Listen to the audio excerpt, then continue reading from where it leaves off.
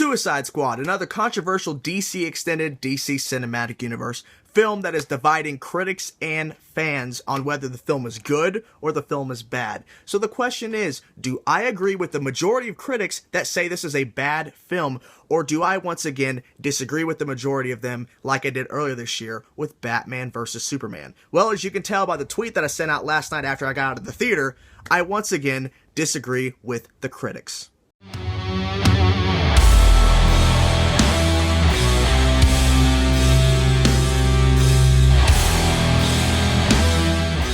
Hey everybody, it's Chainsaw Reacts. This is going to be my non-spoiler review for Suicide Squad. Don't worry, no spoilers here. My spoiler review for the film will be out tomorrow if you are interested in checking that out. But anyways, let's get into it now. Non-spoiler review for Suicide Squad. So as you already saw by the beginning of this video showing off that tweet, I really enjoyed this film for many different reasons. And the number one reason why I enjoyed this film so much is the characters. I really enjoyed the characters they introduced in this film. Deadshot, Harley Quinn, Amanda Waller, Rick Flag, Captain Boomerang, the Joker. Oh my god. Okay, so we'll get to those in a little bit. Okay, I'm going to start from my positives that I have for this film, and I'll get to some of the negatives, because this is not a perfect film. Okay, I even said in the tweet, it's not a perfect film. It's not one of the worst comic book movies ever made. It's not one of the worst. It's not one of the greatest, okay? I do have some issues with the film, but I do have a lot of positives at the same time. So when I came out of the theater, thinking about it, a lot of positives, some negatives, but my overall experience was that I enjoyed the film. I really did. I felt like Suicide Squad was a great way to expand the universe and introduce us to a ton of characters that will be showing up in future solo films, like the Batman solo film, The Flash, maybe Cyborg, who knows? These characters could go anywhere. It's a really great way to expand the DC universe and also at the same time set up a kind of franchise within the franchise, you know? Suicide Squad 2, 3, 4, they could do it because they could interchange these characters whenever they wanted to, because they can just do that because it works that way. So I really think this was a smart move on DC's part. Now, whether it will succeed in the box office, we'll have to wait and see, but I think it will. So let's start off with the positives. I'm going to jump to some of the main characters that I do want to talk about that I think stood out in this film, and then we'll work our way to some other positives, and then we'll jump off into the negatives. So, the character everybody's talking about in this film, everybody's talking about this, the Joker. Now, if you probably read online, and if you haven't, then I'm going to let you in on a little bit of a secret. Not really a secret, because it's out there. The Joker is not in the film as much as we all want it to. He's not in the film that much. They cut a lot of his scenes out, unfortunately. So maybe on a extended cut or Ultimate Edition, they'll put it out for the DVD Blu-ray release. But back to the movie. Jared Leto's Joker, to me, I was scared. There's one particular scene I actually was scared because I'm like, holy crap. Because his Joker is a mob boss. He's a gangster. He runs Gotham, and you could tell the power behind him because you don't want to mess with the Joker. They really set him up in a great way in terms of, you don't want to mess with this guy. This guy, he's unpredictable. He's crazy. There's a lot of things that Jared Leto does as the Joker in this film that I think that obviously really separates his Joker from the other ones. Now, there are some similarities with Heath Ledger's Joker, even Jack Nicholson. I think Cesar Romero is the guy who played him back in the day. There are some similarities to those different Jokers, but his Joker is just different and unique, and I think it's going to go down as one of the most unique Jokers ever put on live action for sure, and I cannot wait to see what he does next. But his Joker, man, unpredictable, crazy, hectic, and I really enjoyed his interpretation. I really wish we'd have gotten more. That's kind of a negative. I really wish they would have kept more Joker scenes in it, but it makes sense because you're setting up more of Harley Quinn, and so you have to have Joker in it somewhat. But the way he was portrayed in this film and the way that they used him in this film, I think really worked. Speaking of Joker, Harley Quinn, Margot Robbie. Look, this is our first ever live action Harley Quinn we've ever gotten, and we'll probably get another live action probably 20 or 30 years down the road, depending on how long this DC extended cinematic universe keeps going. But I felt like Margot Robbie did a phenomenal job in this role. I really liked her character. I loved her crazy moments where she's just going crazy using that bat and destroying these things that they're fighting in the film. I really enjoyed that. Her fighting skills are insane, and the way that she pronounces her sentences and how she's acting or whatever whenever she's speaking and not speaking. It's just really like, it's kind of scary. Like, you just don't like, she's kind of unpredictable, kind of like the Joker. It was really crazy. Like, she's kind of like the female version of him in some sense. And it really worked in this film. I think that her more personalized moments, and you'll see what I mean when you see the film, her more emotional, dramatic moments, I also felt too, because you see behind the craziness, you see some of the, more human moments, per se. I don't want to get into too much detail, but you'll see what I mean, and I really enjoyed that as well. Harley Quinn and Joker's relationship, I really enjoyed this film as well, and I'm really hoping that with an Ultimate Cut or an extended edition for home release, we'll have more scenes between them two, but what we got between the two characters, whether it's in flashbacks or stuff or in current time, I think it will, I think that it really worked for this film. Now, let's get to people outside of that relationship. Will Smith as Deadshot. I really enjoyed his character in this film. I really enjoyed his portrayal. I really love the angle that they took with his daughter. They could have had that as a small thing or whatever, but they really put that at the forefront for Deadshot's character as kind of his arc, and I really enjoyed that because you get to see his badass side, which is awesome because Will Smith does that great. But you also see his father side where he's trying to be a better dad. And I really like that. Now, obviously, that's a thing. It's been used countless times, being a better dad, being a better parent. But I really enjoyed what they did in this film, balancing his character of showing the badassery, him being Deadshot, and then him just being a dad and trying to be a better father. I just really liked that angle, and I can't wait to see Will Smith in Suicide Squad 2 or the Batman solo film. I really hope he pops up soon because I want to see more of his character developed for sure in whatever film he pops up next. Amanda Waller, Viola Davis, holy crap. Talk about the perfect jump off, the perfect translation, if you will. You know how scary Amanda Waller is in the animated show, the Justice League animated show. And I believe she might have appeared in something else, but she's also appeared in animated films as well. Talk about a perfect translation from the animated side to the live action. She portrayed Amanda Waller perfectly because she is scary. And you don't know what she's going to do. And she is evil to the core.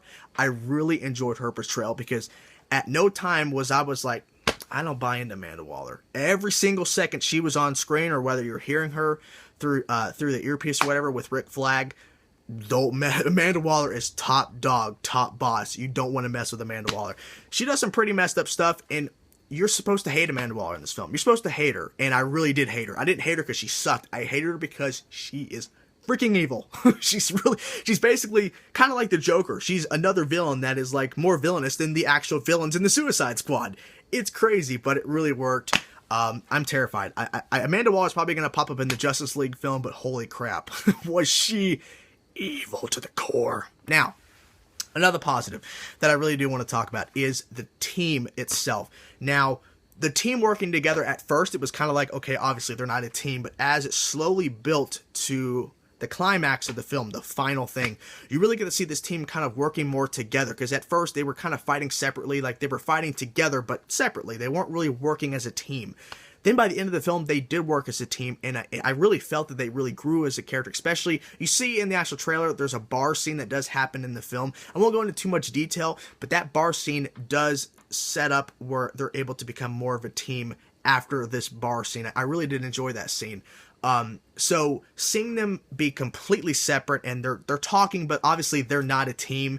By the end of the film, you believe that they are a team, and I really did like that kind of arc with them as well.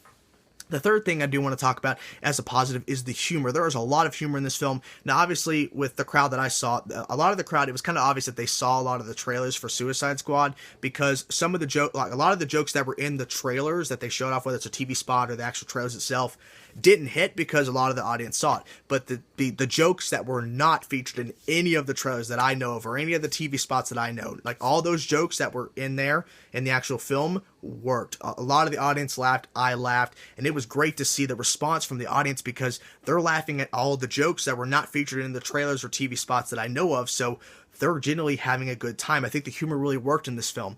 Is there too much humor? Not really. I don't think there's too much humor. Could they pull back a little bit? Maybe. But at the same time, it worked for how they set up the film at the beginning. I really felt that it worked throughout the film.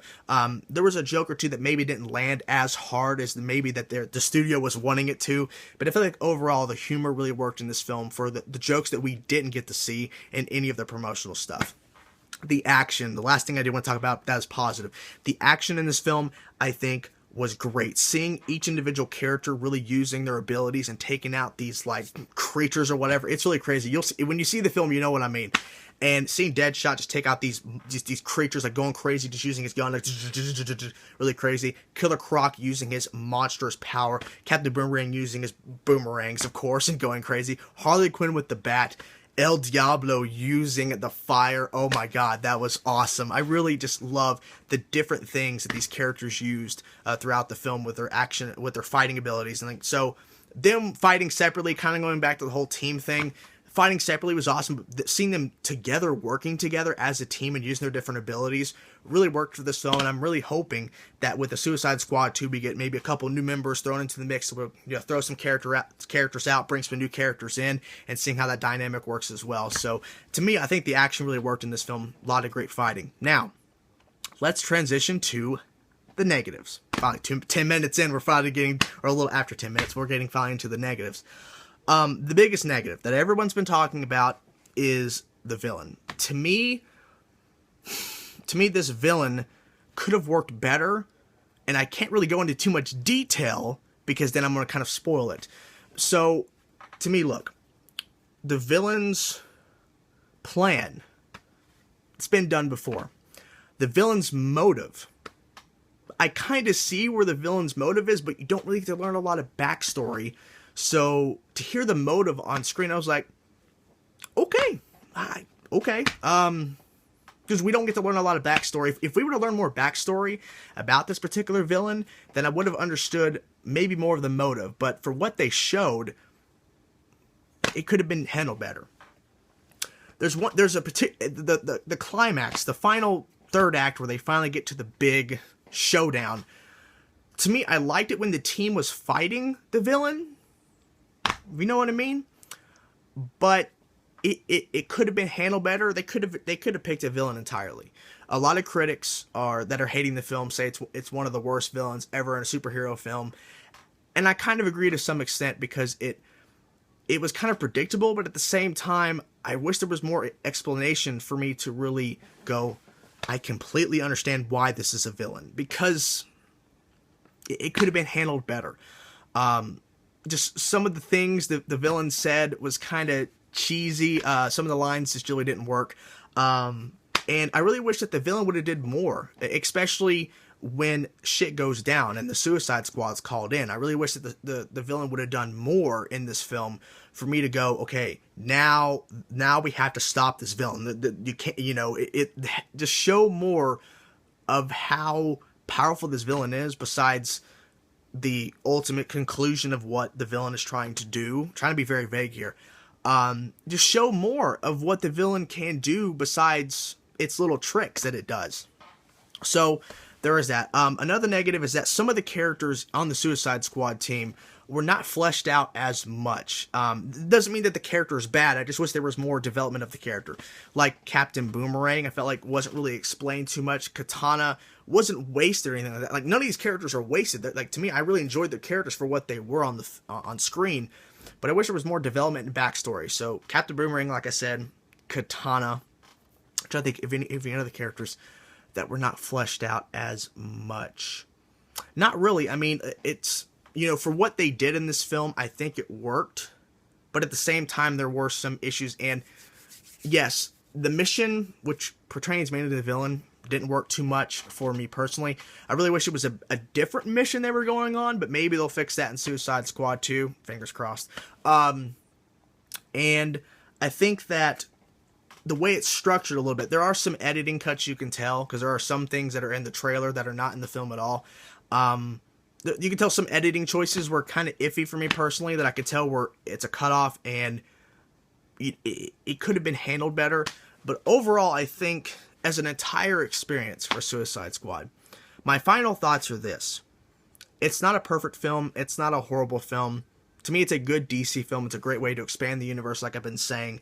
And I think that people will genuinely enjoy it. I've been hearing a lot more positive feedback from fans that have been seeing it on Thursday night and have been seeing it throughout the day today on Friday, which I'm recording my video. So I think that with all of this, that I think that more people will accept this film and like this film than they did for the theatrical cut of Batman vs. Superman. So we'll have to wait and see. But I think for my personal enjoyment, for what I personally experienced, I enjoyed this film. There are some issues. I'm hoping that there's a extended or an ultimate cut that comes out that kind of expands on the story a little bit to give me a little bit more backstory of certain characters and maybe expand more on why the villain becomes what the villain, like why the villain is doing what the villain is doing. So I'll have to wait and see on that.